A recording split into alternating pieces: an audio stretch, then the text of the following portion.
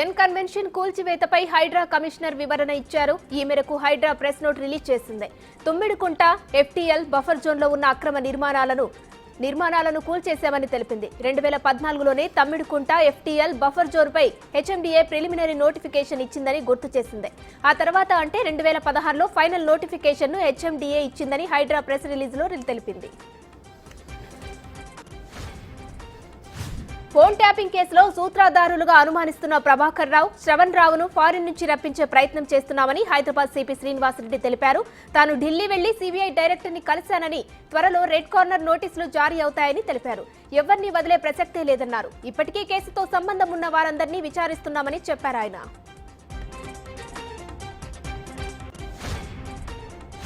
రాష్ట్రంలో ఎక్కడ చెరువులు ఆక్రమణలకు గురైనా ప్రభుత్వానికి ఫిర్యాదు చేయాలని మంత్రి పొన్నం ప్రభాకర్ పిలుపునిచ్చారు. రాష్ట్ర వ్యాప్తంగా చెరువుల పరిరక్షణకు స్వచ్ఛందంగా ముందుకు రావాలని కోరారు.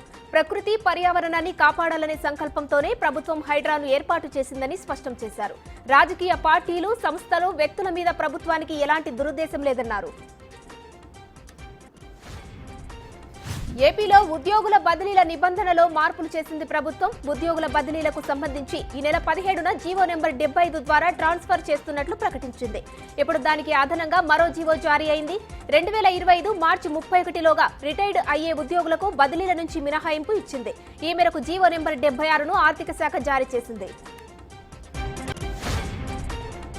వైసీపీ ఎమ్మెల్సీ అనంతబాబు రాసలీల వీడియో బయటపడింది. వీడియో కాల్లో అశ్లీలంగా ప్రవర్తించిన వీడియో సోషల్ మీడియాలో వైరల్ గా మారింది. ఆ వీడియోను సెన్సార్ చేసి టీడీపీ సైతం పోస్ట్ చేసింది. ఈసారి జగన్ ప్రియ శిష్యుడు అనంతబాబు రంగంలోకి దిగాడంటూ విమర్శలు చేసింది. దళితులను చంపి డోర్ డెలివరీ చేసిన వైసీపీ ఎమ్మెల్సీ అనంతబాబు బాగోతమంటూ వీడియోను టీడీపీ ట్వీట్ చేసింది.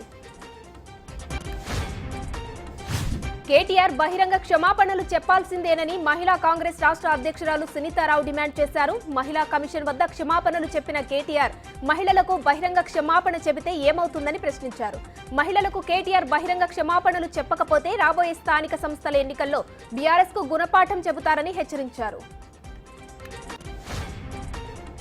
పార్వతీపురం, మన్యం జిల్లాలో డెంగీ విజృంభిస్తోంది. డెంగీ జ్వరంతో తల్లి, కూతురు మృతి చెందిన ఘటన బట్టలభద్ర గ్రామంలో చోటు చేసుకుంది. తల్లి దుర్గమ్మ, కూతురు చైతన్య 24 గంటల వ్యవధిలో మరణించారు. దీంతో గ్రామంలో విషాద ఛాయలు అలుముకున్నాయి. వైద్య సిబ్బంది గ్రామంలో ప్రత్యేక వైద్య శిబిరాలు ఏర్పాటు చేయాలని ప్రజలు కోరుతున్నారు. పశ్చిమ గోదావరి జిల్లా ఉండి మండలంలో పెను ప్రమాదం తప్పింది. గత 2 రోజులుగా కురుస్తున్న వర్షాలకు ఎలిమెంటరీ స్కూల్ పైకప్పు కూలిపోయింది. ఒక్కసారిగా పెద్ద శబ్దం రావడంతో ఉపాధ్యాయులు, విద్యార్థులందరూ ఉలిక్కిపడి బయటకు వచ్చేశారు. ఈ ఘటనలో ఒక విద్యార్థినికి స్వల్ప గాయం మాత్రమే కావడంతో ఉపాధ్యాయులు ఊపిరి పీల్చుకున్నారు. జమ్మూ కశ్మీర్ అసెంబ్లీ ఎన్నికల పొత్తులపై మాజీ సీఎం, పీడీపీ అధినేత్రి మెహబూబా ముఫ్తీ కీలక ప్రకటన చేశారు. కాంగ్రెస్, నేషనల్ కాన్ఫరెన్స్ పార్టీలకు అజెండా ఏమీ లేదని విమర్శించారు. సీట్ల పంపకం కోసమే అయితే తాము వారితో జత కట్టబోమని వెల్లడించారు. ఒకవేళ తమ అజెండాకు వారు ఓకే అంటే మాత్రం పోటీ నుంచి తప్పుకుంటామని వెల్లడించారు.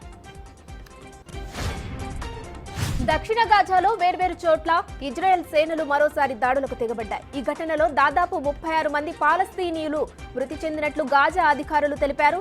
ఖాన్ యూనిస్ లో మృతి చెందిన 11 మంది ఒకే కుటుంబానికి చెందినవారని ఆసుపత్రి వర్గాలు వెల్లడించాయి. ఇప్పటికే ఇరు దేశాల మధ్య జరుగుతున్న యుద్ధంలో వందలాది మంది మరణించారు.